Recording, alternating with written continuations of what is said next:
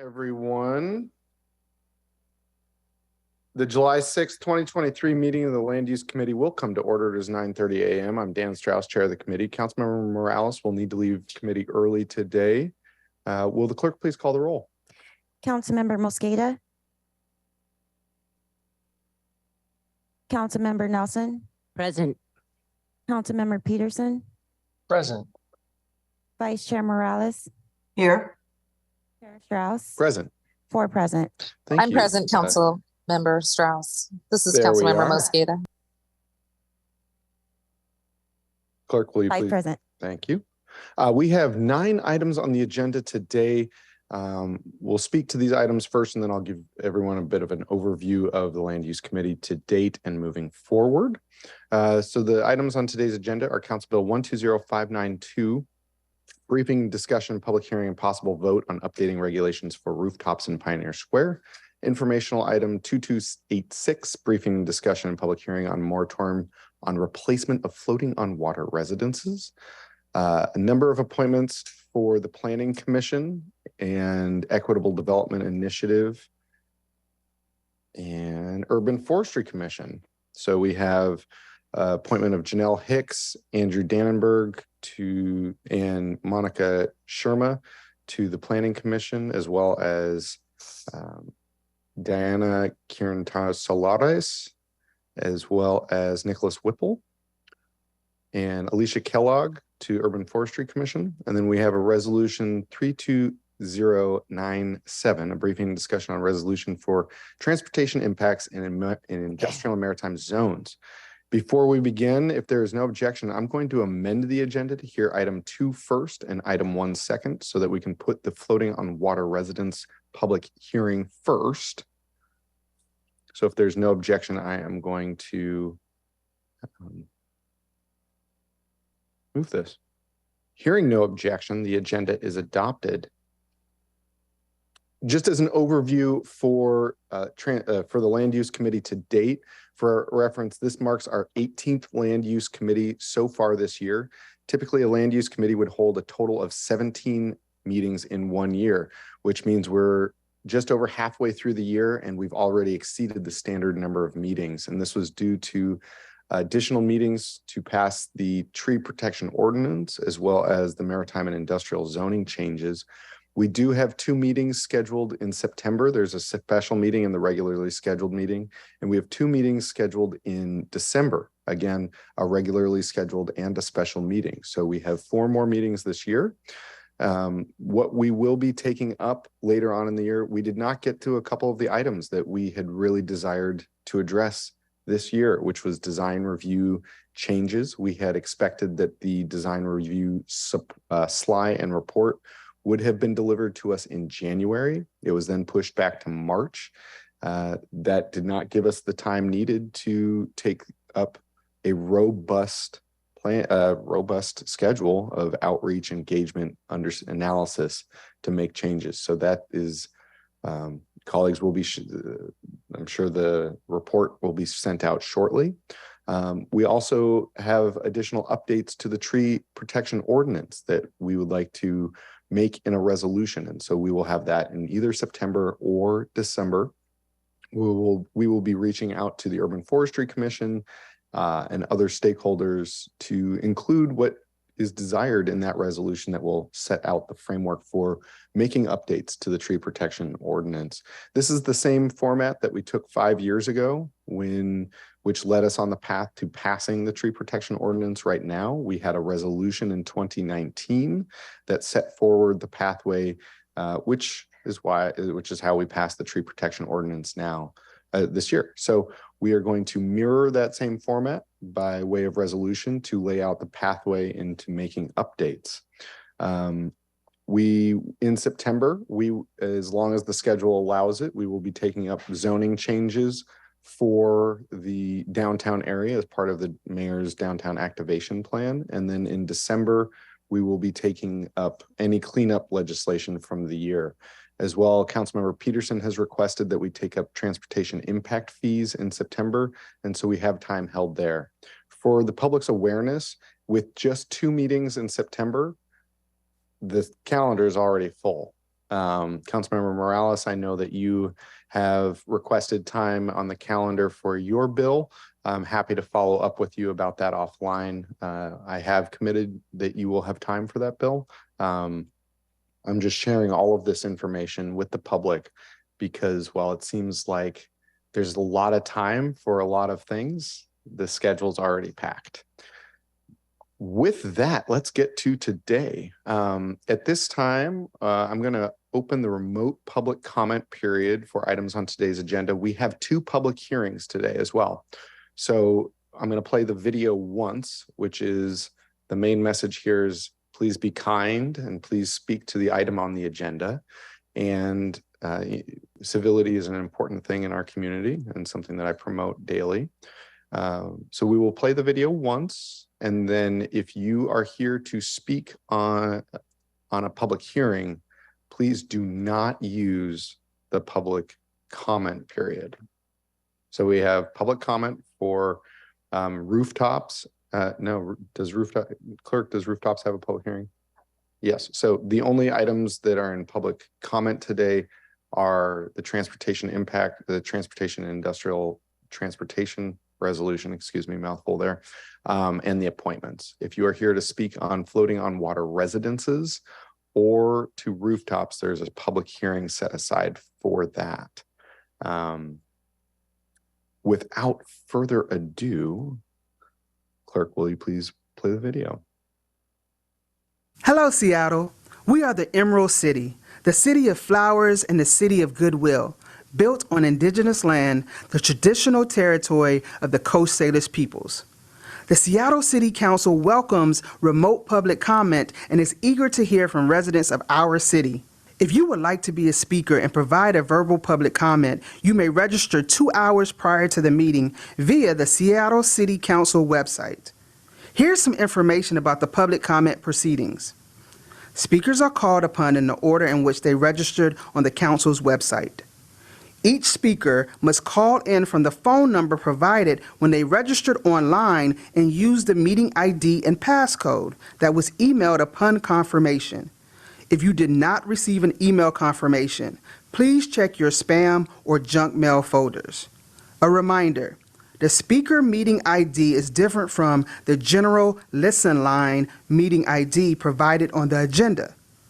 Once a speaker's name is called, the speaker's microphone will be unmuted and an automatic prompt will say, "The host would like you to unmute your microphone." That is your cue that it's your turn to speak. At that time, you must press *6. You will then hear a prompt of, "You are unmuted." Be sure your phone is unmuted on your end so that you will be heard. As a speaker, you should begin by stating your name and the item that you are addressing. A chime will sound when 10 seconds are left in your allotted time, as a gentle reminder to wrap up your public comments. At the end of the allotted time, your microphone will be muted and the next speaker registered will be called. Once speakers have completed providing public comment, please disconnect from the public comment line and join us by following the meeting via Seattle Channel broadcast or through the listening line option listed on the agenda. The council reserves the right to eliminate public comment if the system is being abused, or if the process impedes the council's ability to conduct its business on behalf of residents of the city. Any offensive language that is disruptive to these proceedings or that is not focused on an appropriate topic as specified in council rules may lead to the speaker being muted by the presiding officer. Our hope is to provide an opportunity for productive discussions that will assist our orderly consideration of issues before the council. The public comment period is now open, and we will begin with the first speaker on the list. Please remember to press *6 after you hear the prompt of, "You have been unmuted." Thank you, Seattle. Thank you. And as I'm looking at both the online comments or public comment registrants and in person, I believe we only have one person signed up for public comment. That would be Dan McKisson speaking to item 9, resolution 32097. For those here in public, if you are speaking to any of the appointments or to the transportation resolution, can you please just raise your hand and we'll get you set up there? Seeing none, I think everyone here is for the floating on water residences. So Dan, you have 2 minutes, and actually, Naomi, with this number of people signed up today, we're going to do 1 minute. Hang on, Dan, let's get your microphone set up. Well, I'll just speak up. Thank you. Thank you, council members. I want to speak on the transportation resolution. I thank you for presenting this. We have some work to do on it, I believe, but it's going to be critical as the zoning changes are put forward in the industrial area, especially the stadium area overlay district, that we mitigate some of the impacts that are going to be implemented with the new zoning. Having this transportation resolution will help address those, identify those issues, and we can work on those issues in the future to keep those important freight corridors open, the heavy haul corridor and SR 519. So I appreciate their work on this and look forward to working more on it. Thank you. Thank you, Dan. With that, seeing no other public comment registrants remotely or physically present to speak to public comment is now closed. We will move on to the next agenda item. We have amended the agenda to have informational item 2286 placed first on the agenda. And so this is a briefing, discussion, and public hearing on informational item 2286, which is a moratorium on the replacement of floating on water residences. Clerk, will you please read the short title into the record? Item 2, informational item 2286, moratorium on replacement of floating on water residences for briefing, discussion, and public hearing. Thank you. Council members were briefed individually prior to full city council action on June 13th, 2023. Council Bill 120588, which is ordinance 126838, would take limited but meaningful action to protect our environment while a permanent policy is developed. Floating on water residences are not required to be connected to sewers or water utilities. They must have in place containment system for their black water toilet output. There's no requirement to contain their gray water, which is discharged from dishwashers, washing machines, tub showers, and for the lucky ones, jacuzzis. The gray water instead drains directly into our waterways. This item today is a public hearing to meet the requirement to have a public hearing within 60 days of an emergency action moratorium from being adopted, which is what occurred.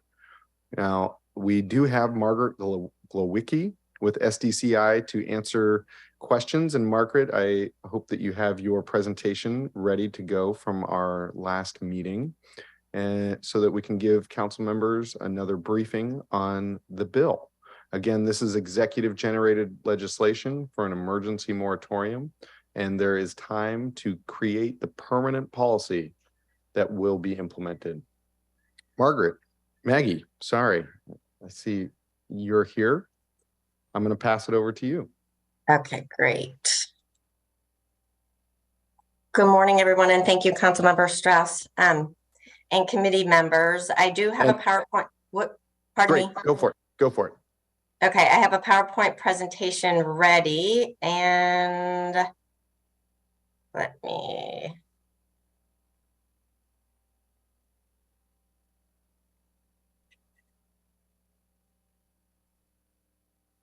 Okay.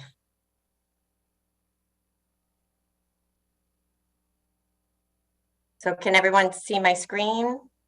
Yes, we can. Great. So I will talk about the moratorium on the replacement of floating on water residences. But first, I would like to talk about the kind of the structure of the regulations that regulate our shorelines. So we have a Shoreline Management Act and a Shoreline Master Program.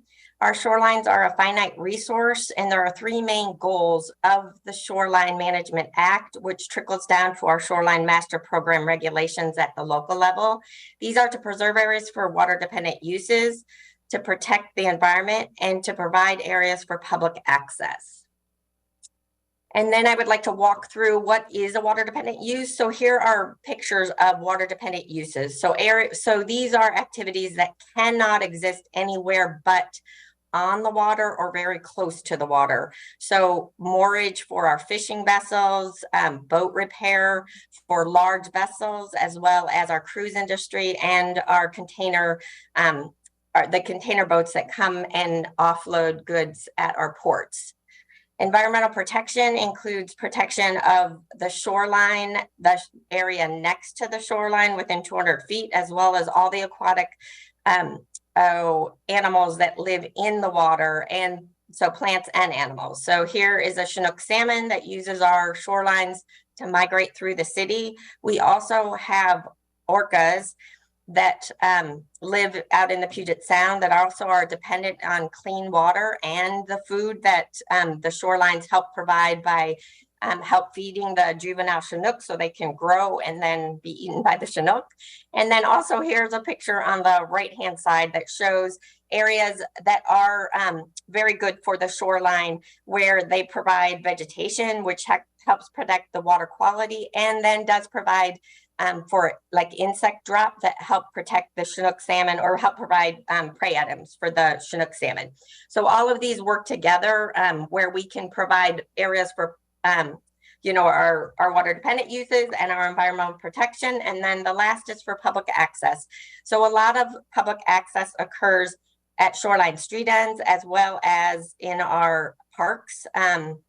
So these are pictures of those three areas. And then sometimes on larger projects, public access is a requirement. So, that kind of shows how the shorelines are a finite resource, and we need to provide for all of those goals of the Shoreline Management Act. Now I'm going to walk into the floating on water residents or floating residents category, and that's what the topic of the moratorium is. Back in 2007, when we started updating our comprehensive update of our Shoreline Master Program, we had guidelines from the Department of Ecology. At that time, it said, preserve all the existing floating residences, but don't allow any more. And so as part of that update, we included a verification process so that we could keep track of numbers. So for the floating homes, these are the traditional Sleepless in Seattle floating homes. These came onto our waters in the late 1800s, early 1900s, up to the present.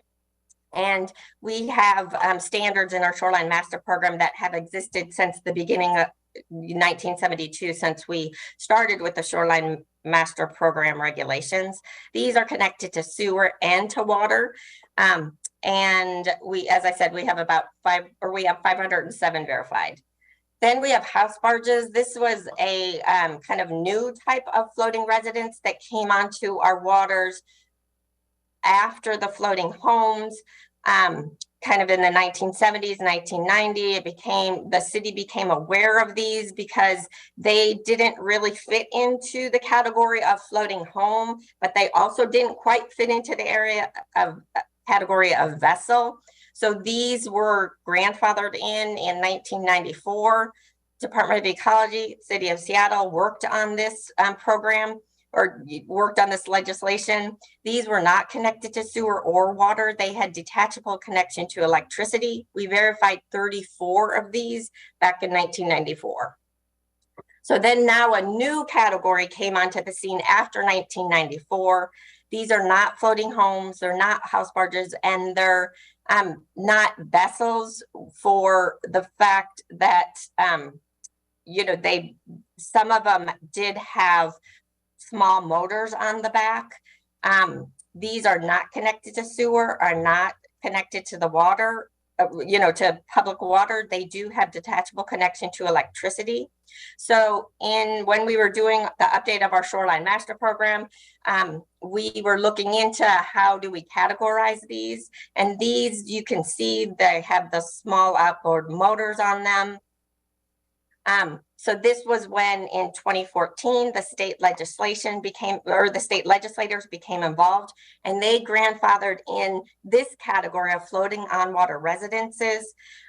There was an estimate in 2014 to be 113. This was from an outside source. The SDCI, we also did an informal survey and we estimated there were about 125. So the number was pretty similar. As of 2022, there were 222 verified. And so these were, let me see what the next slide is. So these were defined as structure at the state legislation, in the state legislation. The word structure is defined, is used as part of the definition that these are floating on water structures. And also by definition at the state level, structure says that it's, defines what a structure is and says that a structure is not a vessel. So there's where the distinction between a floating on water resident structure and a vessel was made in 2014. SDCI worked on our regulations with that definition. And so here's the vessels that we're talking about. These are water dependent uses. And so a vessel such as a sailboat or a motorboat. And we have seen vessels that came in and got verified as floating on water residences and then turned this water dependent use into a permanent floating residence. And so what the moratorium does is that what the moratorium does is that it just puts a hold on this conversion of vessel into a permanent floating on water residence so that we can continue to uphold the goals and policies of the Shoreline Management Act. And then just for clarification, this vessel right here did come in and get verified as a floating on water residence. So that is the conclusion of my slideshow. Thank you, Maggie. Keep up the slides for now. So you're saying this sailboat on the left received a floating on water resident permit, and then the permit stayed true, but it was replaced by a structure. Is that correct? So this sailboat turned into this, but right now this has not been replaced. So what the moratorium will do is put on hold the replacement of vessels such as this or this, any type of vessel. It just puts on hold the replacement of those vessels. So it does not, if you could go back to the last slide, where the sailboat on the left turned into the structure on the right. There's no change to the structure on the right at this time. That has already that change has already occurred. We're not going back and retroactively changing anything. We are saying we are pausing conversions at this time. Exactly. Okay. I had another question, but I want to check with my colleagues. Colleagues, do you have any other questions here? Seeing Councilmember Peterson. Thank you, Chair Strauss. I really appreciate seeing this presentation again because there were constituents who wrote in who were concerned about the moratorium. And I know that the Seattle Department of Construction and Inspection, SDCI, will be getting back to them with responses about the different definitions and whether they would be impacted by the moratorium. I think there are people who are worried that their home would be impacted by the moratorium, but it wouldn't. So appreciate SDCI being responsive to those constituents and answering all their questions. Thank you. Thank you, Councilmember Peterson. So just again, to reiterate what Councilmember Peterson just said, if you live in the structure that is on the right, no changes occur. If you live in the sailboat that's on the left, there is a pause on making the conversion into the house on the right. But you again are not, you don't have to relinquish living there. There's no changes at this time. So wherever you are at right now, you will be, we'll get to public hearing in just a second. Thank you, sir. Wherever you are at right now, we are going to pause while permanent legislation is created. Maggie, is there anything else that you'd like to add here? No. Do you have any more slides, or is that about it? That was it. Councilmember Nelson. Yeah, I just thought of something. Maggie, has there ever been any request or thinking about how to provide black water and gray water hookups to structures? Yes, so back when I was working on the comprehensive update of the Shoreline Master Program, I know that the marina at the Gaswork Park Marina looked into getting, retrofitted with pipes to take away their black and gray water. And it would be similar to how floating homes are set up. Floating homes are out on the dark docks, and there's pipes that carry the water in and carry the water, discharge gray water and black water out. Right. Thank you. And Maggie, can you please present to the public what the outreach plan will be for the next year? How will you go about developing this permanent legislation? So we do similar to the outreach that we did for the comprehensive update. We generally reach out to groups that are already organized and ask to come to their meetings, ask if they would like additional information from SDCI. And so we like to go where people are already meeting. And so we will go to existing meetings, but then we also have general public meetings open to everyone. In the past, we've done it at Bertha Landis. I imagine that we'll have a Zoom option for those meetings as well. So, just we use public media to let people know that it's happening, and then, try to get as many meetings in to hear from as many people, as well as having some information up on our website. We'll have a SMP update website where people can provide comment on that as well, or comment through that format as well. And what's your timeline? So, it's part of the SMP moratorium. Sorry, I didn't pull it up, but generally we, look at 6 months for public outreach would be a amount of time. Maybe it's four months, because we all have to remember also that this is a smaller update. It's not the full comprehensive update. It's the periodic update of our Shoreline Master Program. And so through our implementation of the SMP, we do have a list of other amendments that we'll be proposing as we have, we hear from staff and other constituents. So it may be 4 months, if that's what you mean for what's our timeline. I can try to pull that up. I'm hoping to understand for the public here on the public record, what is the timeline for final development of this permanent legislation, and timeline of how you will be outreaching with residents in the interim? What's the best way for them to be connected with you? So again, I would say through our website, and we do have a listserv, so people that have already signed up to be made aware of updates to the Shoreline Master Program. That's another gigantic way that we communicate. So I would say within the, we'll have a website up and running. There'll be the opportunity on the website to sign up to receive emails, and then we'll send out any information regarding public meetings through that email listserv. Thank you. Is the website ready right now? It is not ready right now.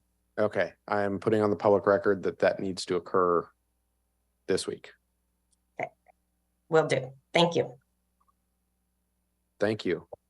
Colleagues, any further questions? And Maggie, it would be helpful on that website to have a very clear timeline of your outreach schedule so that people know when they can expect to hear from you, how long that outreach schedule will take, when you will be developing a permanent legislation for the public to review, and what the timeline is for final passage, so that people have a very clear understanding of when and how to engage. Yes. Thank you. Okay.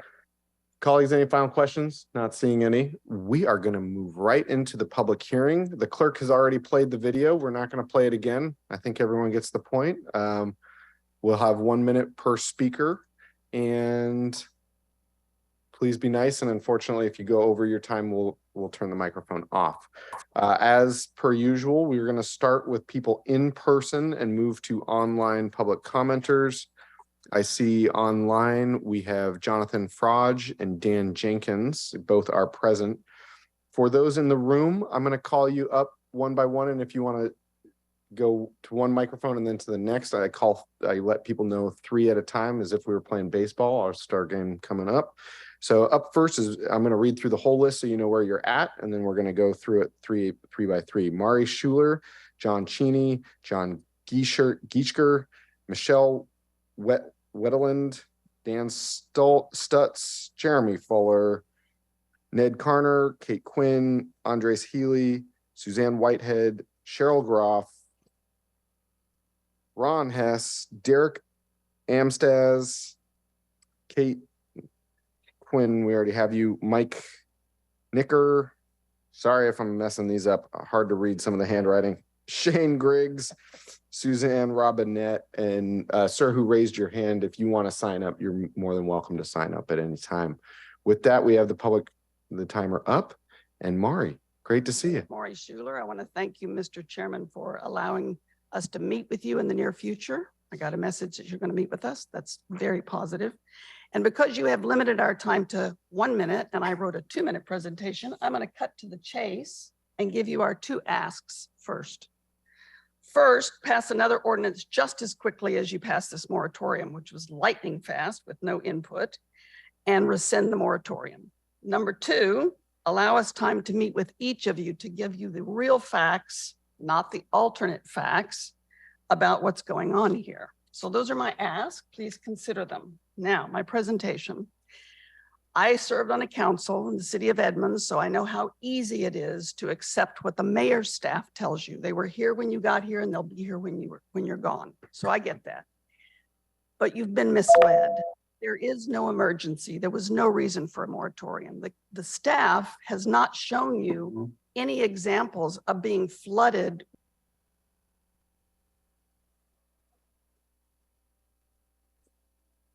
And Maury, your time has expired, so I do look forward to meeting.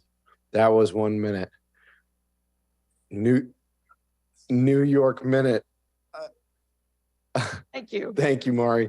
Up next is John Cheney, followed by John Gieschker and Michelle.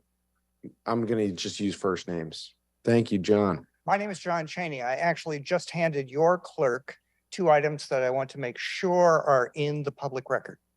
One of them you could even look at. I have a copy for you, Sarah. I have a copy for you, Dan. Part of the problem here is you had briefings, and I would call them secret briefings because they weren't made to the public. They weren't made to us. I'd say the other thing that really irritates me is that the other item that I left is each of us that are floating on water residences. It's funny, your introduction video talks about the flowers of Seattle. That's what we call ourselves, flowers. That each of us has been verified by the city. The city has our name, our address, our email, all of our contact information. Not one of us was addressed by the city. Terrible public participation. So that's not what I wanted to say, but that's sort of where. Thank you, John. Up next is John, followed by Michelle, and then Dan Stutz. Does this mic work? Yes, it does, sir. My name is John Geissiger. I'm a retired maritime lawyer and also a flower owner with me and my wife. I'm concerned here about John's issue of failure of notice and opportunity for the public, especially those of us who are stakeholders, and among the audience members are stakeholders who have considerable things at stake in financially because of flowers. I'm also concerned that the city is buying itself an opportunity for suits about taking, because if you take away a privilege that has a financial market, an existing financial market, you may very well be responsible for having to pay the actual market value of the privilege that's been removed. And I would urge Maggie Klowacki and other members of her team to consider what the possible legal ramifications are of this particular moratorium. Thank you very much. Thank you, John. Up next is Michelle, followed by Dan and then Jeremy. Michelle, welcome. My name's Michelle Wetland. I was a nurse for 45 years. I love being here in Seattle, and I love being on, and I just want everyone to understand that the people who live on the water are not trying to do damage. We don't want to kill any kind of animals in the water, the ducks. We actually clean the water. I mean, I have nets. I take things that came from the water, from boats and stuff that throw things over the side. And we try to really be good people on the water, not being bad people on the water. And it's a dream of mine to be living on the Mayflower. And I would like to hope other people could enjoy that.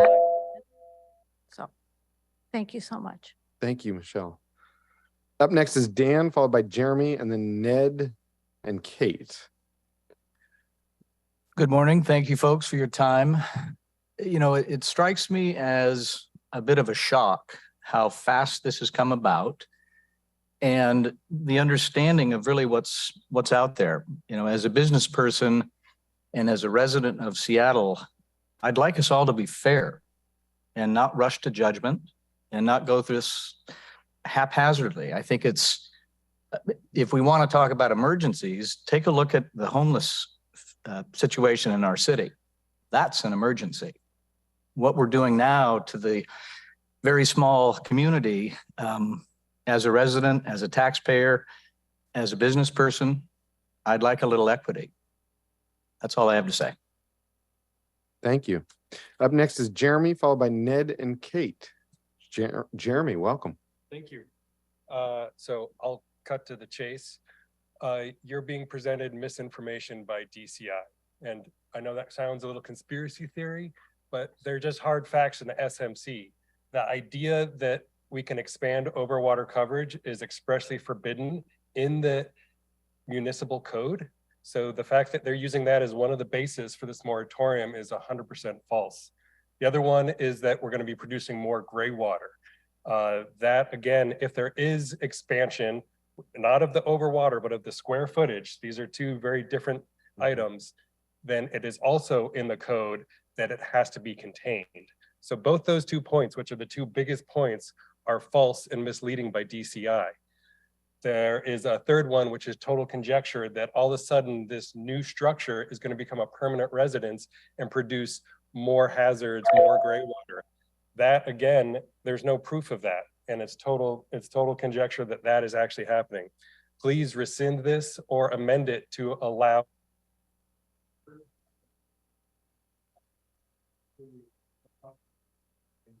Thank you. Up next is Ned, followed by Kate, and then Andres.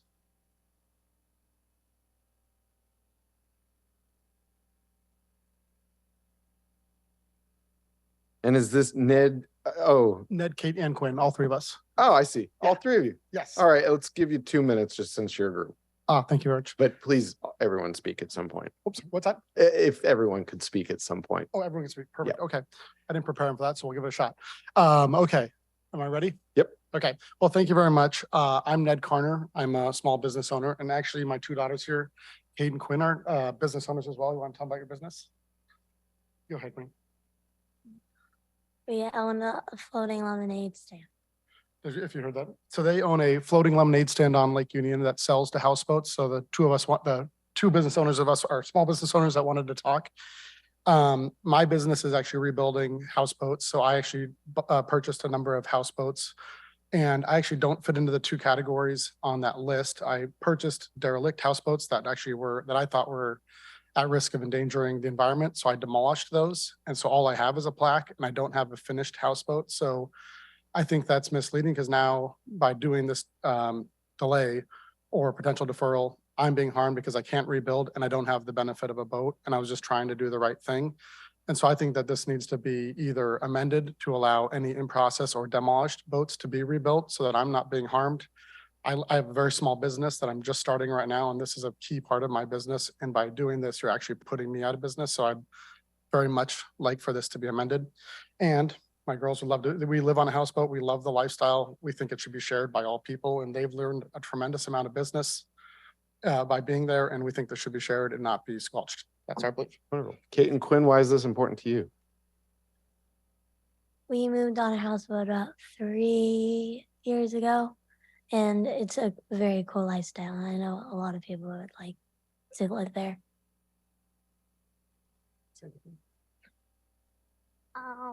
What's your favorite part about the lifestyle, the houseboats? My favorite part is probably that it's really fun in the summer. We just get to hang. Thank you all. Thank you very much. Appreciate the time. Appreciate you. Andres, followed by Suzanne, and then Cheryl. Andres, welcome. Thank you, council members. My name is Andres Healy. I was in the process of getting a new FOWR. We've been in the permitting process for 22 months. We were nearing the end.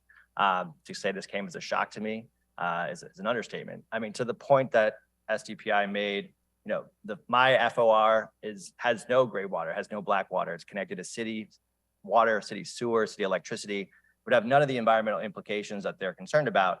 Nevertheless, the scope of the moratorium is so broad that it would pick me up. And basically, I was told that my permit was rejected again through the process for 22 months. I've invested more than $1 million in this process. And it's just unfair. It's not just for them to make these changes with no outreach, with no input from the community. I mean, that's a substantial investment from me. And it's something that I think as business owners, Ms. Nelson, I'm one of your constituents, really unfair. It's not how it should be done. And there should have been more input. And I think that the moratorium as currently written is overbroad and needs to be adjusted to taking these sort of factors into it. Thank you, Andres. Up next is Suzanne, followed by Cheryl, and then Ron. Suzanne, welcome. Hi, I actually didn't know I was able to speak, but I'm glad to be able to. I hadn't signed up because I didn't really even understand what all of this was about. I will address a few things, though. I think, first of all, that this is a much broader, there's a lot broader implications to this than just maybe putting on permits on hold for a short time. My husband and I have been in a multi-year process to rebuild a houseboat we've had for 6 years at Gasworks Park Marina. And I can't, the slide there showing the sailboat to this weird oval thing, you can't do that. Not only can the overwater coverage not change, the dimensions can't change. We wanted to make our boat a little tiny bit wider so it would be more stable and shorter. So the overwater coverage would have been the same. They did not allow it. We literally have to half an inch. They could not approve us because of the half an inch difference. Anyway, I had other points. I can't remember what, but thank you for listening. Thanks. Bye. Thank you, Suzanne.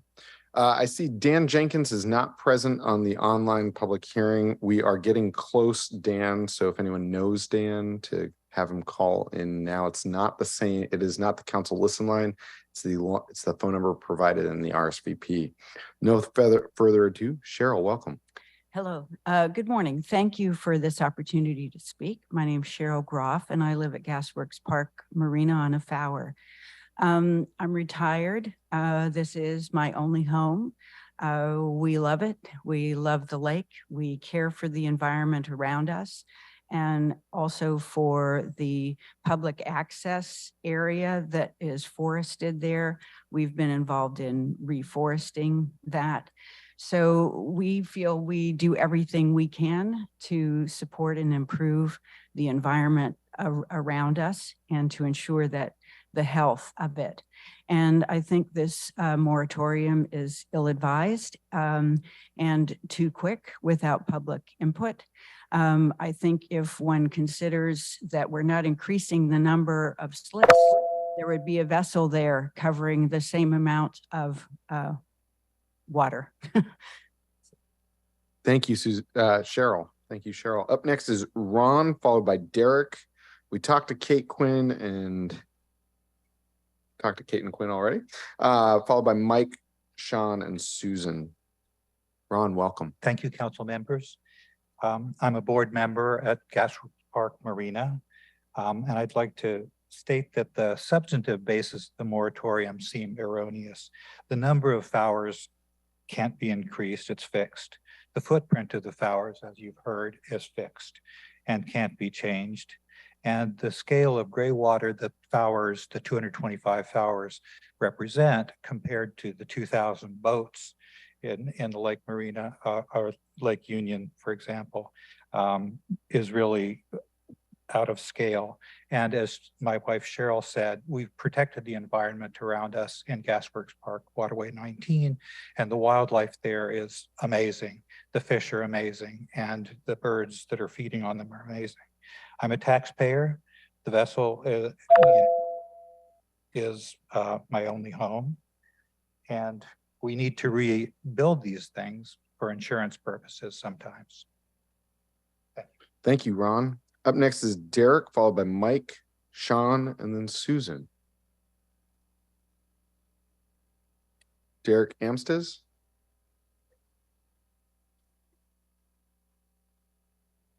Hi, my name's Derek. I bought a houseboat in 2017 as my first house. At that time, I was promised, or at least told I was allowed to have a 120 square foot addition, which we tried to go through that process with DCI, and it was nearly impossible, as we've already heard.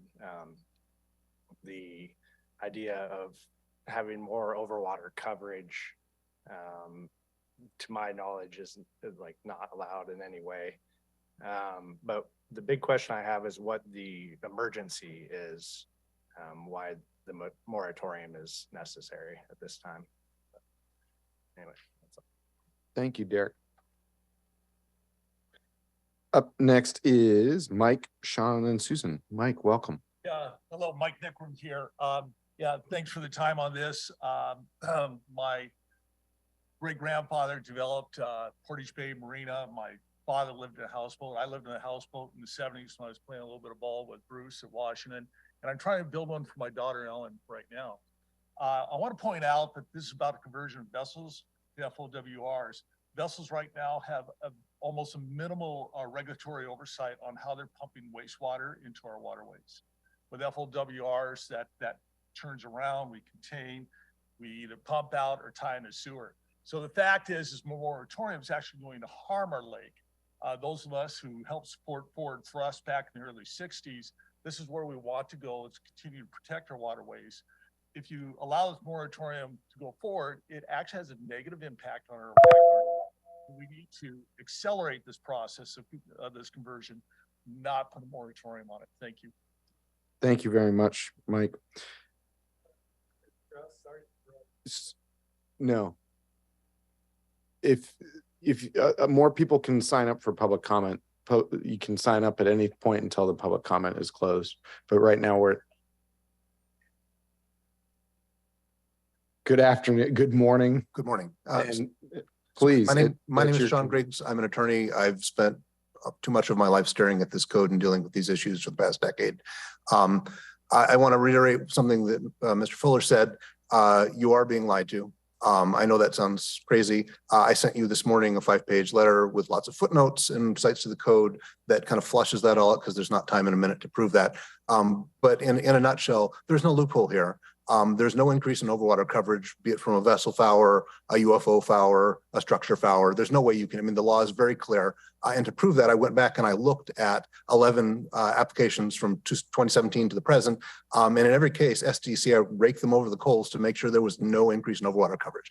That's currently covered in the SMP, as is the discharge of gray water for all types of fowers. There are lots of vessel fowers in existence already. They were between 2015 and 2019. The code was amended, there were a number of them. This whole problem came about because the city of Seattle amended its own code in 2019 to expand the definition of what a vessel. That's the impetus for this. That was why the legislature, which gets set the policy on these topics, changed the code of the SMA in 2021. And you've got to follow it. Thank you, Sean. Last in person, and anyone else present can sign up at any time. Susan. Hi. Hi, I'm a real estate broker. I specialize in selling houseboats, so this affects me very much, but I would like to give my minute to Sean Griggs if I could. Sorry. So the legislature amended the Shoreline Management Act in 2021 to provide that vessels can be fowered. They did that to clarify that when the city council took action in 2019 to expand the definition of vessel and exclude a bunch of eligible flowers from eligibility, basically they overruled it.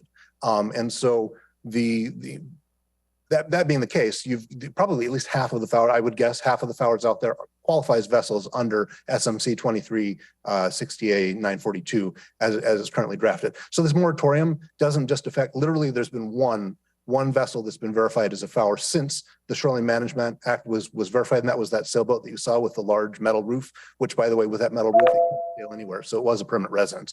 That said, this moratorium covers at least half of the flowers in existence, including 2 or 3 that are currently in permitting, have been in permitting for nearly 2 years now. So Thank you, Sean.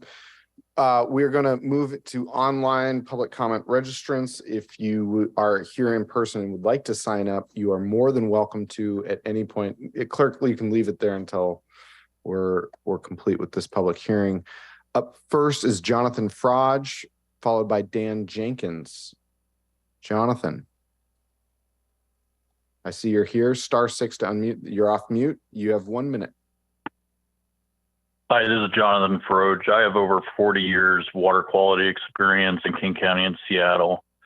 The FOUR designation is a loophole that allows pollution by discharge of gray water if you're not connected to the sewer. Gray water contains endocrine disrupting chemicals and a lot of toxic chemicals that goes right into or directly into the water.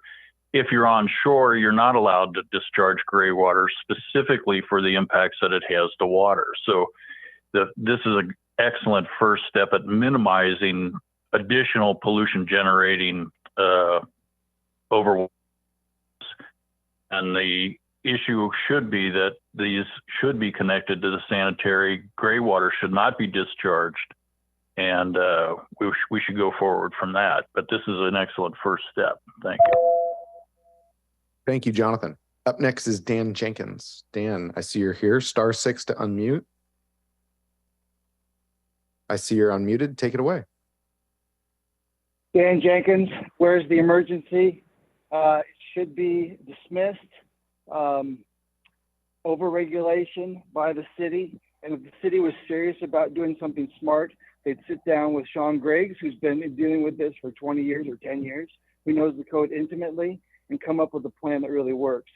In no way should any existing flower vessel conversion be a moratorium placed on an existing one that's already been approved.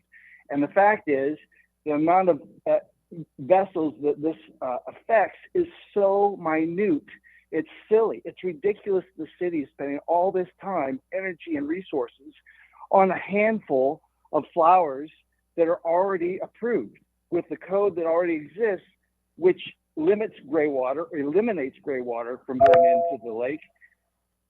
In addition, how much runoff is pollution goes into the lake is far more than any flower runoff. Thank you, Dan. I do see Lindsay Wolpa has signed up for public comment. Unfortunately, Lindsay, we have closed public comment and moved on to further agenda items. Please do feel free to send in your comments at any time. Clerk, I have seen that another person has signed up for this public hearing.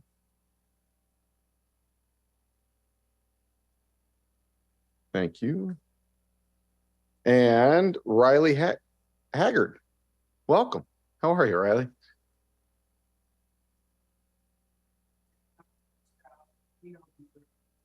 My dad and I are Haggard Houseboats. We're a father and son houseboat building company here in Seattle. We built houseboats since 2006. We build about 1 a year. We're not a multinational corporation. Jeremy Fuller and there's another builder. We're not talking about a massive influx of builders coming in to take vessels to build houseboats here. It's been overstated. We are in the middle of a permit process. We spent $10,000. I've been in communication with DCI. We were at the finish line, ready for publication for our permit. And we got kicked out, punted till June 26th. I emailed DCI. I had to initiate contact with DCI to understand why am I getting pushed out. Then a moratorium is instituted. And then they tell me, sorry, you're on hold for 6 months. We spent thousands of dollars on a FOUR to buy it, to do the rebuild, thousands of dollars on a permit, and we didn't even get communicated with. I had to initiate the communication to find out why my permit's on hold. It's unacceptable. the city has to do better. That's not transparent. That's not a. Thank you, Riley. I want to thank everyone for coming in today. As you've been speaking, I've been taking notes. I think you've noticed me taking notes, and I do look forward to meeting with a number of you in the near future. And SDCI, it's clear that we need to get this permanent legislation completed faster than I think what is originally proposed.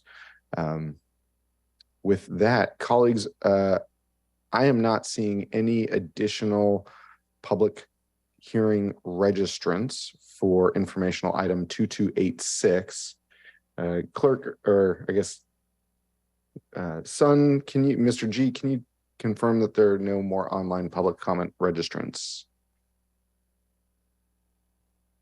Affirmative. Thank you. Anyone else here in the public want to comment today?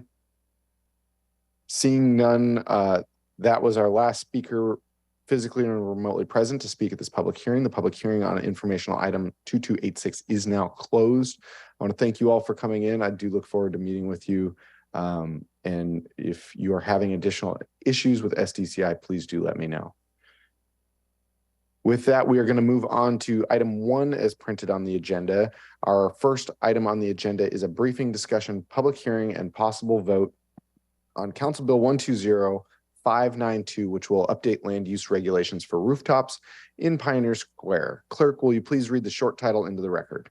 Item 1, Council Bill 120-592, updating regulations for rooftops in Pioneer Square for briefing, discussion, public hearing, and possible vote. Yeah, Sarah, if you want to help them out. Thank you.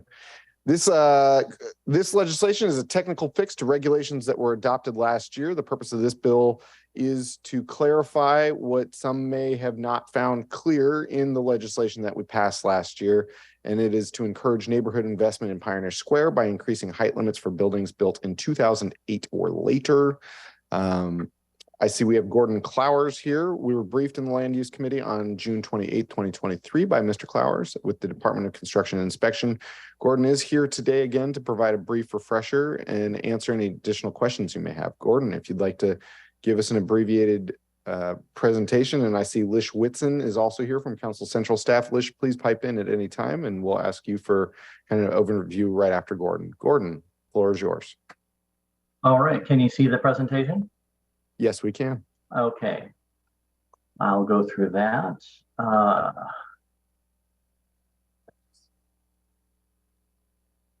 Here we go.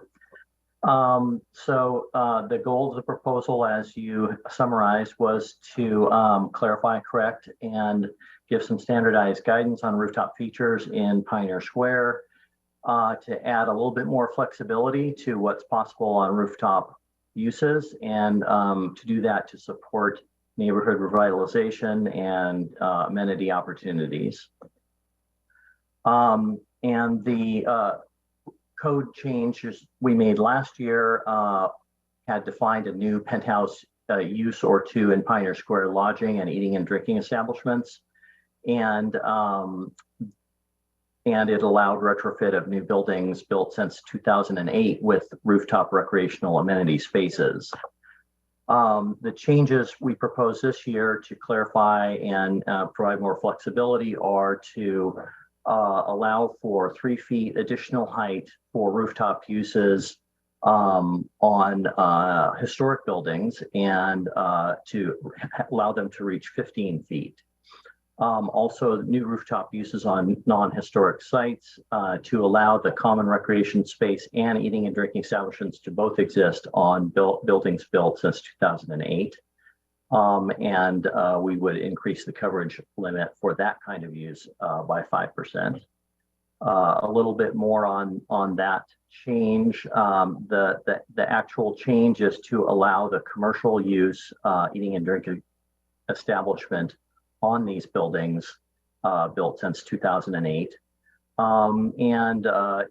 While doing that, we still would have them meet the required amenity spaces and green features that are also in the code for this kind of building. And here is the map portraying the affected properties for the buildings built since 2008 and similar opportunities. The ones in yellow, 1 through 5, are existing buildings.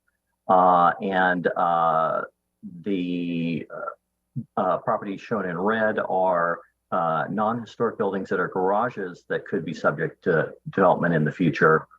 And then there are 2 vacant properties, 10 and 11, that also could be future infill development buildings. So these are the affected properties. And with that, I will turn it over to Lish unless you have questions. No, Lish, take it away. Not much to add. I just want to note that the rooftop features can be both enclosed and unenclosed. So some of these eating and drinking establishments could be outdoor. Thank you, Lish. We're going to now open, colleagues, any comments or questions? Just in summary, before we open the public hearing today, we heard this bill in our June 28th meeting. I would like to pass this bill out today because our next meeting is in September. And just to clarify, this was intended to be part of the bill that was passed last year.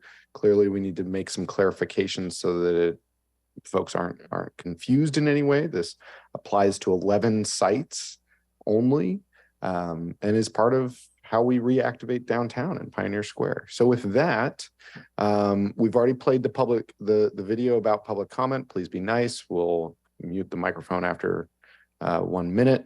The public hearing on Council Bill 120592 is now open. We have 2 public hearing registrants. We have Greg Smith and Chris Woodward. Greg, at your convenience, I see you're here. *6 to unmute.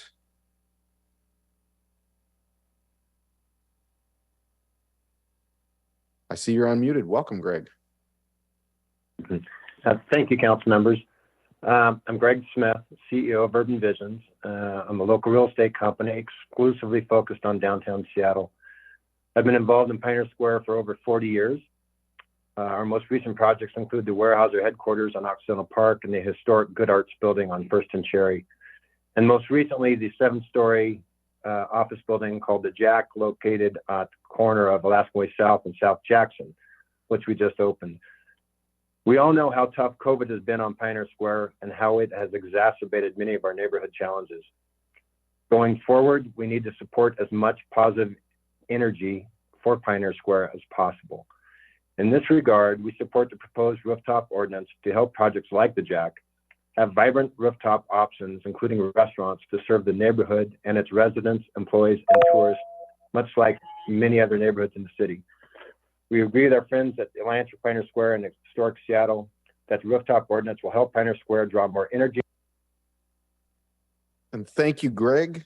I can agree with you that the Weyerhaeuser building has improved Occidental Square immensely. Up next is Chris Woodward. I see you're here present, Chris. If you want to press *6 to unmute.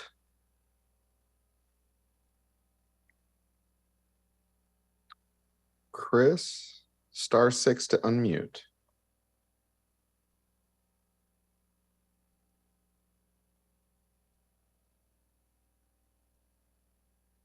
If somebody's listening and can text Chris to *6 to unmute.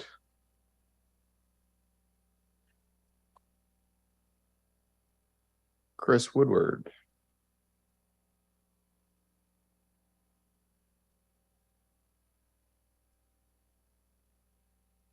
Mr. G, is there any way to just automatically unmute him? Negative. I've been sending prompts and there's been no response. Thank you, sir.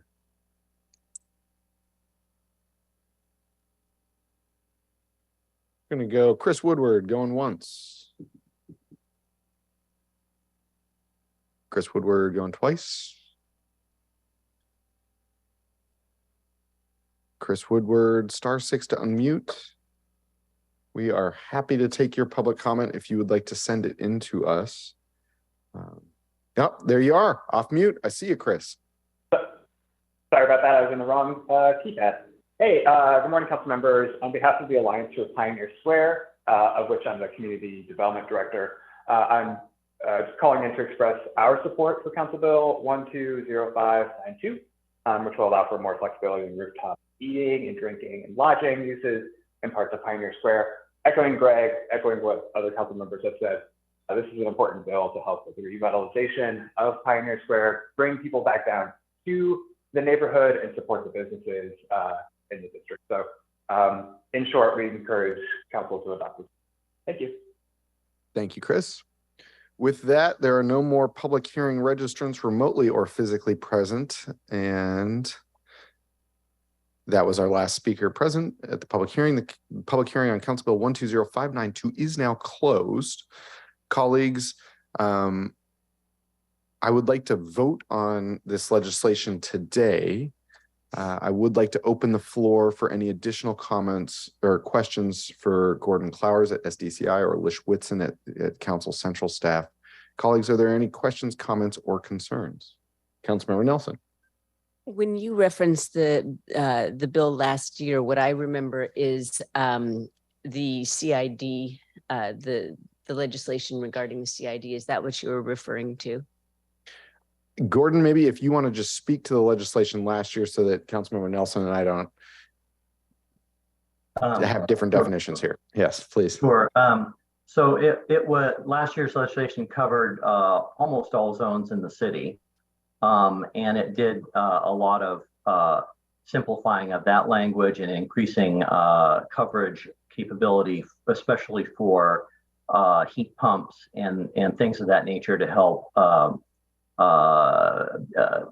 buildings be able to comply with the energy code. And for Chinatown as well as Pioneer Square, we increased coverage to allow for greenhouses for plant production and so on, as well as adjusting upwards by, if I recall, 10 or 15% for Chinatown ID, as well as Pioneer Square, and somewhat more in other zones, including in downtown. Thank you. Yep. So the answer to that was yes and. Okay. Excellent. Well, this seems to make sense to me because we have gorgeous views and limited space, and I support the ability to take advantage of those amenities and improve our urban landscape by providing those spaces for people. Wonderful. Thank you, Councilmember Nelson. Councilmember Peterson, I see you're sitting ready. Nope, no questions from Councilmember Peterson. Colleagues, any other questions here? Seeing as we have no further questions, I am going to make a motion to suspend the rules. Now's the time to raise your hand if you don't want me to do that. I appreciate y'all doing this. So if there's no objection, the council rules will be suspended to allow the committee to vote on Council Bill 120592 on the same day as the public hearing. Hearing no objection, the council rule is suspended. Are there any final comments before we move on to a roll call vote of Council Bill 120592 as amended? I don't believe this was amended. Clerk? No, sorry, it was not amended. Thank you. Seeing none, I move to recommend passage of Council Bill 120592. Is there a second? Second. Thank you. It has been moved and seconded to recommend passage of Council Bill 120592. Will the clerk please call the roll? Councilmember Mosqueda. Aye. Councilmember Nelson. Aye. Councilmember Peterson. Yes. Vice Chair Morales. She left as excused. Chair Strauss. Yes. 4 in favor. Thank you. Council Bill 120592 passes.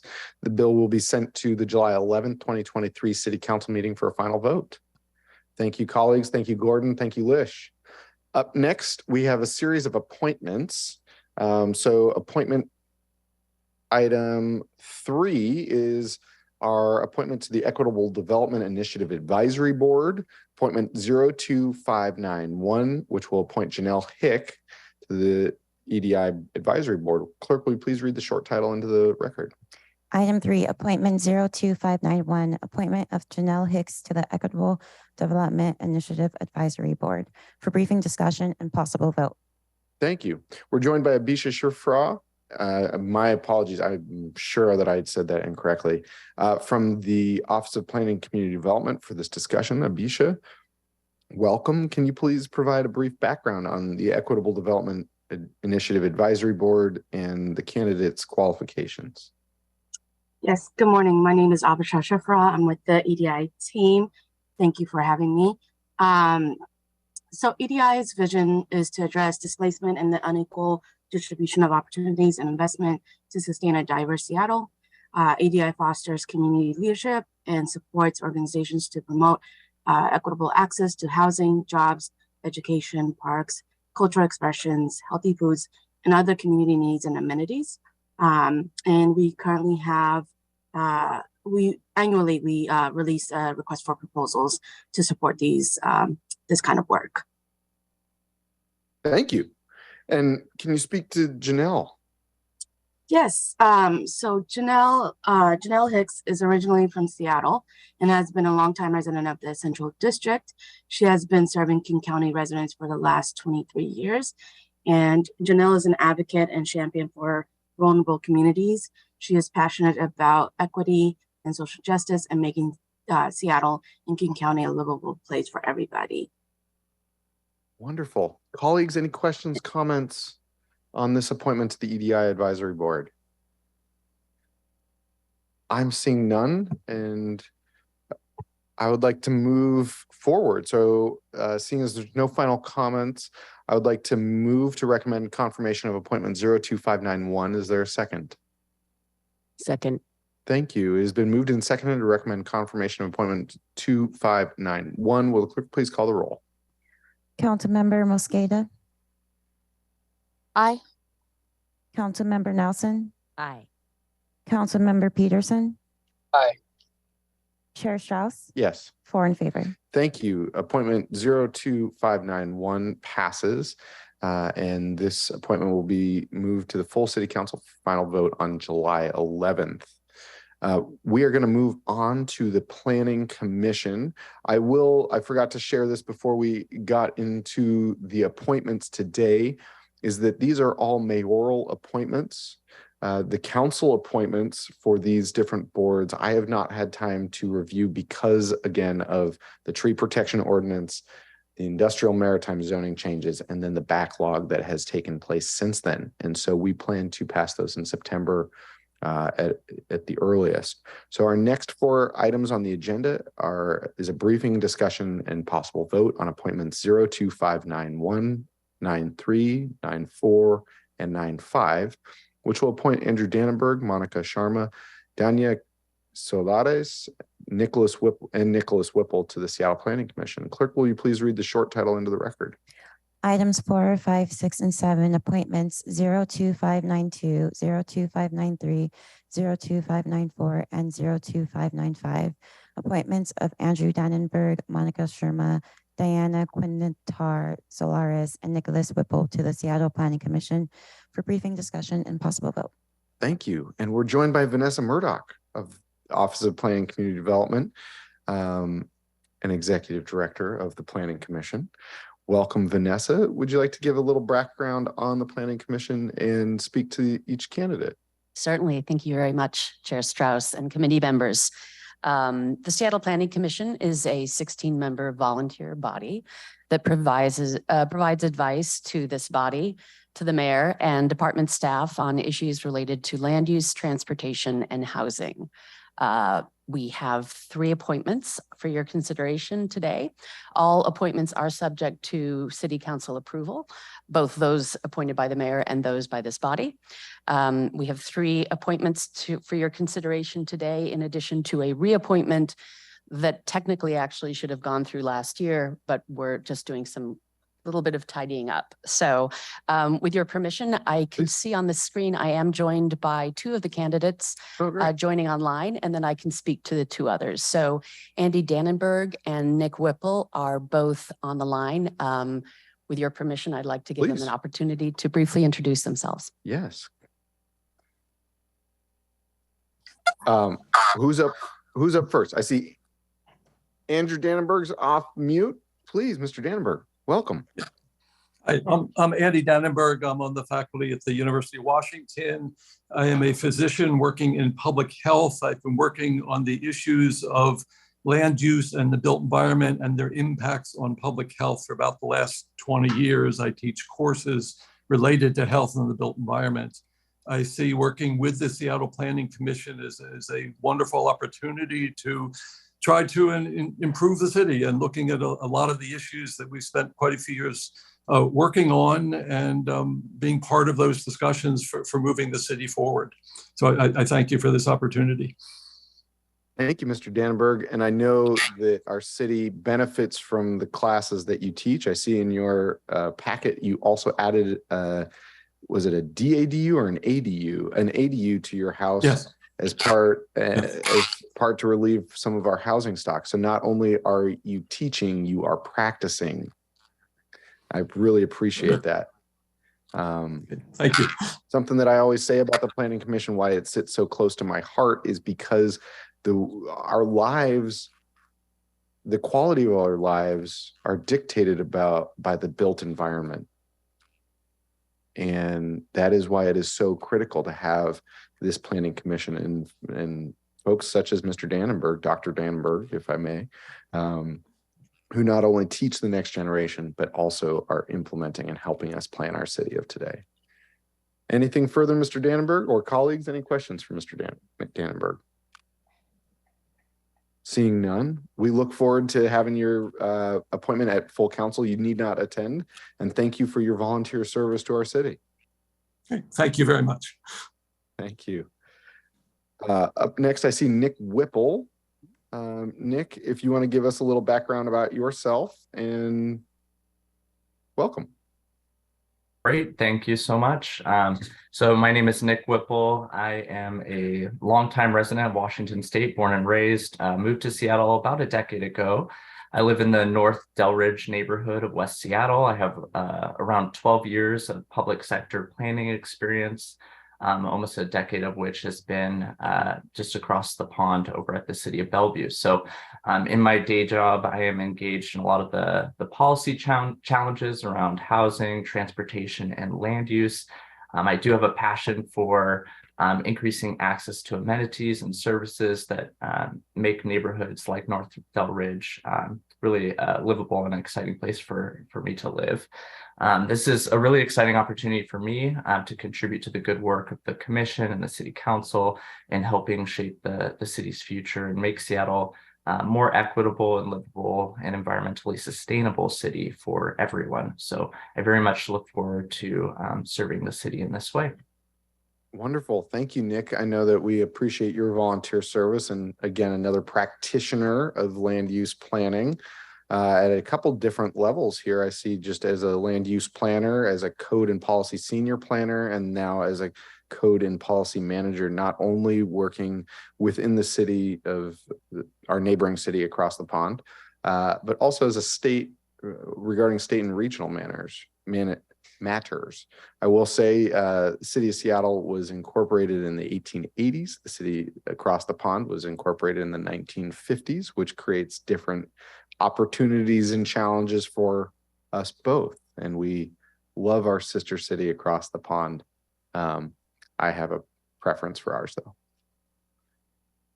With that, any questions or comments for Mr. Whipple? Seeing none, we're going to send your appointment to full council next week. You need not attend, and we thank you for your volunteer service to our city. Great, thank you. And do we have any more remotely present? We do not. Okay. I'm happy to speak to Monica Sharma and Diana Quintanar.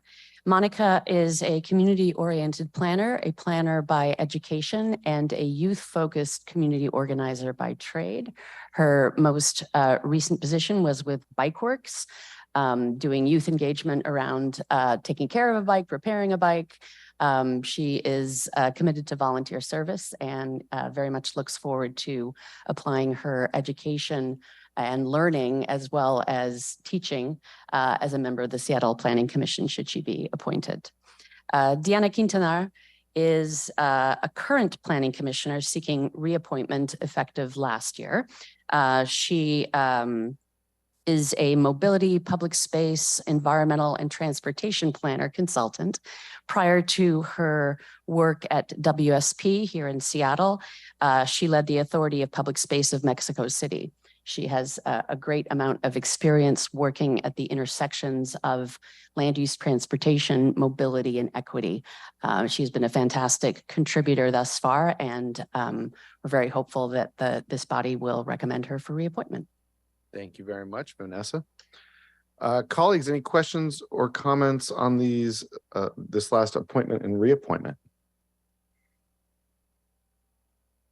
I am not seeing any, and I think it speaks to the quality of the candidates that you recruit, Vanessa. And again, these are all volunteer volunteer positions, and I just want to thank everyone for their volunteer service to our city.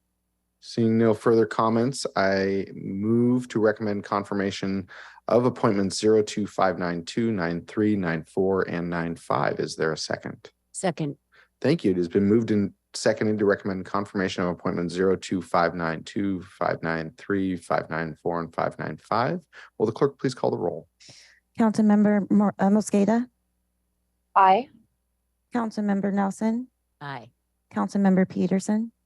Aye. Chair Strauss. Yes. 4 in favor. Thank you. Appointments 02592, 93, 94, 95 passes. And these appointments will be sent to the full council for final vote on July 11th, 2023. Thank you very much, Vanessa, and we hope to see you again soon. Yes, thank you, Chair Strauss and committee members. Thank you. Our next agenda item is a briefing discussion and possible vote on appointment 02597, which will appoint Alicia Kellogg to the Urban Forestry Commission. Clerk, will you please read the short title into the record? Item E, appointment 02597, appointment of Alicia Kellogg to the Urban Forestry Commission for briefing discussion and possible vote. Thank you. And we are joined by the one and only Patty Backer from the Office of Sustainability and Environment for this discussion. Patty, welcome. Can you provide a brief background on Urban Forestry Commission and speak to Alicia's qualifications? Yes, I can. And Alicia is here with us today also. So yeah, thank you, Chair Strauss and committee members. Happy to be here advancing this appointment. I am Patty Bacher with the Urban Forestry Policy Advisor with the Office of Sustainability and Environment. So in this role, I support the Urban Forestry Commission, which was established by ordinance in 2009 with the purpose of advising the mayor and city council concerning the establishment of policy and regulations governing the protection, management, and conservation of trees and vegetation in the city of Seattle. The Urban Forestry Commission is composed of 13 members, 6 of which are appointed by the mayor, 6 are appointed by city council, and 1 is elected by the commission. The members represent a wide range of expertise, including natural resource-based disciplines such as arborists and wildlife biologists, as well as disciplines such as public health and environmental justice. So really a wide range. Position 2, which is the subject of this appointment, is the urban ecologist position. And as you mentioned, Chair Strauss, this is a mayor appointed position. And we're pleased today to put forward for your consideration Alicia Kellogg as appointee for this position. Alicia would be serving the remainder of a 3-year term ending March 31st, 2026. Alicia brings valuable knowledge and experience to the commission at an important time in the commission and the community are tackling issues such as climate change, environmental justice, excuse me, and tree protection needs. So Alicia's here today, and I'll provide a brief introduction for her and then let her offer any additional information and answer any questions council members have. So Alicia Kellogg received a Master of Landscape Architecture from the University of Washington, as well as a Bachelor of Science in Technical Communication and a Bachelor of Arts in Linguistics. She currently works as a Duwamish Basin Steward for King County Department of Natural Resources and Parks. As a conservation professional and licensed landscape architect, she has experience designing and managing urban landscapes that balance ecological and social goals. And as a member of the commission, Alicia would strive to ensure that urban forestry policies and strategies are developed through a collaborative and inclusive process that involves all stakeholders. And she's committed to working with the Commission to develop solutions that balance the needs of the environment, the economy, and the community. So again, Alicia is here, and I will let her provide any other additional information. Thank you. Thanks for being Welcome, here, Alicia. Hi, everyone. My name is Alicia Kellogg. My pronouns are she, her. Thank you so much for letting me speak in front of you today. As Patty said, I have a lot of experience as a landscape architect. I also cut my teeth doing conservation, salmon habitat restoration on a field crew for many years. And I've been a resident of Seattle since 2004. I strongly believe that nature and cities don't have to be totally separate things. They can live in harmony with each other if we work together, if we think about what the needs are of our rivers, of our streams, of our wildlife, and the needs of our community. I think that those don't have to be oppositional to each other. And I'm really excited and grateful for this opportunity for this appointment. Thank you. Thank you, Alicia. I can tell you, you're a person after my own heart, working with the Washington Conservation Corps. I was a member of the Northwest Youth Corps in high school, and then also with AmeriCorps, National Civilian Community Corps, where we did a lot of these similar types of projects. I think your comments right there that nature and cities do not have to collide, we can partner together, is a completely accurate statement. I think your perspective on this board will be welcomed. Could you speak just a little bit? I see you're the Green Start Program Coordinator for King County DRNP, and now you're in the Duwamish Basin as a steward. Can you share just a couple quick highlights of what you think is going well and how how that will help your perspective on the Urban Forestry Commission? Yeah, of course. Those are great questions. The Green Start program at King County was a kind of a green jobs program that was funded through American Rescue Plan Act funds to try to hire unhoused folks who lived in King County into a green job. So we were training them in ecological restoration, primarily in urban areas and unincorporated areas. And it was a really interesting, we had a lot of struggles, but it was one of those experiences that really shows you the way that, I live in Fremont and I went to the University of Washington, and I'm surrounded by a lot of people who are like me. And there are a lot of people who live in this city and who live in this county who experience the city very differently, and for whom the environment, for urban ecology, that's a daily reality. They're living in that every single day. And knowing that there are people who are directly affected by water quality, because now in my role as the Duwamish Basin Steward, because they fish out of the Duwamish River, which is a super fun site, and which has contamination, and which has a rendering plant, and which has smeltering plants, and all these other things, knowing that there are people who live their lives way more directly connected to our city and to the environmental impacts that we make on our city has been really perspective altering for me. I think that the more we can remind ourselves that there are people who are disproportionately impacted, and not because of statistics, but because of relationship building and because of getting to know the people around us in our community, the better we can make decisions that benefit everyone equitably. Wow. Couldn't have said it better. Well said. What I know about folks who have been part of conservation corps, whether it's Northwest Youth Corps, AmeriCorps, Washington Conservation Corps, Seattle Conservation Corps, Corps members are tough as nails. And so we're excited to have you here. I'll put in my annual and regular plug about Seattle Conservation Corps. It sounds like it's very similar to the Green Start program. Any and all opportunities to expand our ability to provide job projects, that is, because we were able to double the size of the Seattle Conservation Corps with our most recent Metropolitan Parks District plan. So, Alicia, we're so excited to have you. Thank you for your volunteer service to our city and all your work for our county. Colleagues, any other questions or comments? Nope. Seeing none. Thank you very much. Glad to have someone tough as nails joining. Patty, any final comments? No, just again, we're excited about providing Alicia as the appointee for this position, and looking forward to Alicia starting her term as commissioner pending your confirmation. Wonderful. With that, I'm going to move recommendation of appointment recommend a confirmation of appointment 02597. Is there a second? Second. It has been moved and seconded to recommend confirmation of appointment 02597. Will the clerk please call the roll? Councilmember Mosqueda. Aye. Councilmember Nelson. Aye. Councilmember Peterson. Aye. Chair Strauss. Yes. 4 in favor. Thank you. Appointment 02597 passes. Thank you again for your willingness to serve on the advisory board. Your appointment will be sent to full council for final vote on July 11th, 2023. You don't need to attend that meeting, and I look forward to seeing you in Fremont. With that, thank you, Patty. Okay, thank you, council members.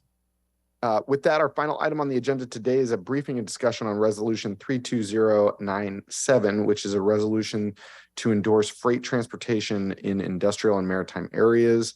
Clerk, will you please read the short title into the record? Item 9, resolution 32097, resolution for freight transportation in industrial and maritime areas for briefing and discussion. Thank you. This is a resolution that was intended to partner and be passed at the same time as the maritime and industrial zoning changes. We had a couple hiccups there, so we are bringing it up for a second time now. We are still seeking additional feedback from stakeholders and partners, and we plan to pass this in September. We've already received additional feedback that has not been included in this resolution, and so we will be making updates, and I'll be sending this information around to colleagues. At this point, though, we are joined by Lish Whitson from Council Central Staff to brief us on this resolution. Mr. Whitson, please. Thanks. And I've got a super short presentation on this. Just as a reminder, at your last meeting, you saw a very brief resolution that captured the ideas that were put forward by the Industrial and Maritime Strategy Council related to transportation. They called for improvements to the movement of goods and people and making transit and freight networks better, improving last mile connections and advocating for tunnel alignment for Ballard and Inner Bay light rail extension. The resolution as introduced expands on those ideas and provides some more specific actions to implement that strategy, including analyzing plans and projects for impact on all transportation modes, including freight, continuing to advocate for the light rail extensions, including a Ballard Tunnel, reporting every 2 years on non-industrial development in the manufacturing industrial centers, and looking at transportation impacts from that non-industrial development. Considering safety impacts in permit review, particularly of non-industrial projects that are proposed for locations in the manufacturing industrial centers, to look for ways to mitigate transportation safety issues that might arise through increased pedestrian and bicycle activity related to those new facilities. Designating freight-only lanes that can provide essential connections between port and highway facilities, increasing funding for pavement maintenance, and supporting Vision Zero projects in industrial areas. And that's a brief summary of the resolution. Thank you. And colleagues, I'm going to actually share screen now and just walk us through this. That was the high level. You want to continue? Yes. Legislation text. Proof council members can do work too. Sharing my screen right now, just walking through so everyone can see this on Seattle Channel. This is exactly what Lish just said with more words, so I'm not going to read through this all. Talking about the mix, talking about the providing quality jobs that are accessible without four-year college degrees and have apprenticeships, where they are, the importance for access to these quality jobs, the economic contributions of these jobs, as well as Seattle's complete streets, because freight is important to the basic economy of the city. As unique right-of-way needs, benefits to our regional, state, and national economy, and some comments about the Maritime Advisory Council work there. Then it being resolved that we need to analyze these transportation plans, industrial sub-area plans, programs, design changes, improve the movement of workers and goods, improve these last mile connections, identify priority transportation projects, prioritize those projects to ensure goods are moving in an efficient, safe, predictable, and sustained manner, identifying funding strategies, continuing advocating for the light rail tunnel, regulatory impact analysis that we talked about for non-industrial uses, site development analysis for non-industrial uses, and designating freight-only lanes to provide essential connections between port facilities and interstate highways. It is really important to me. I've been a big advocate of bus and freight lanes. Bus and freight lanes could be used here, although we don't have a lot of buses, but again, we have bus lanes in other places where there's not a lot of freight, so it could work.